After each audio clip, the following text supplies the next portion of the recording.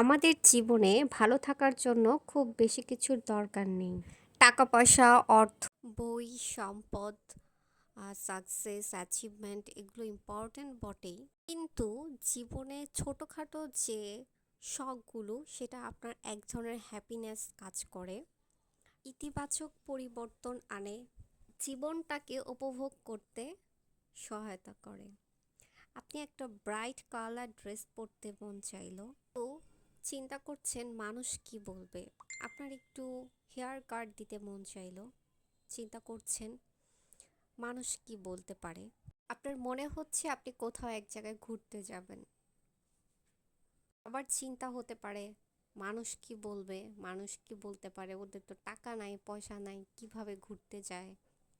কিন্তু আপনি যদি একটু ডিপলি চিন্তা করেন, যতই অর্থনৈতিক সমস্যায় আছেন, একটা বাড়ি কিনতে পারছেন না, একটা গাড়ি কিনতে পারছেন না, ছেলে মেয়েদের ভালো একটা স্কুলে ভর্তি করাতে পারছেন না, বা অন্য কোনো প্রবলেমে আছেন, অথবা যাদের কথা ভেবে বেলা একবারও বাহিরে খেতে যাচ্ছেন না বা ঘুরতে যাচ্ছেন না, ভালো কিছু পড়ছেন না, বা কোথাও গেলে একটু কুণ্ঠাবোধ ফিল করছেন, এ সকল মানুষ আপনাকে উপকার করবে না। এই সকল মানুষ আপনাকে কি করবে? জাজ করবে।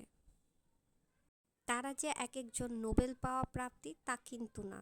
তাদের জীবনেও অনেক না পাওয়ার গল্প আছে। আপনার জীবনে আপনি কি করতে পারলেন না করতে পারলেন তা নিয়েই তারা ব্যস্ত থাকবে।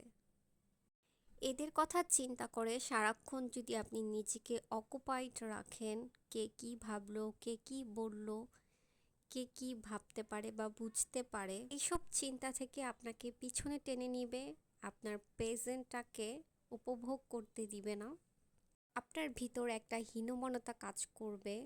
সময় সুযোগ থাকা সত্ত্বেও আপনার ছোট ছোট ভালো লাগাগুলো উপভোগ করতে পারবেন না। সময় সুযোগ থাকা সত্ত্বেও আপনি ছোটখাটো শখগুলো পূরণ করতে পারছেন না, অথবা কাউকে কিছু বলতে পারছেন না। কিন্তু কেন? আপনি যে কাজগুলো করছেন সমাজের কোনো ক্ষতি হবে? আপনার কোনো ক্ষতি হবে? প্রশ্নই আসে না। যে সকল মানুষের কথা ভাবছেন তাদের কি কোনো ক্ষতি হবে? তাও না। তাহলে ছোটখাটো এই আনন্দ থেকে নিজেকে কেন বঞ্চিত রাখবেন?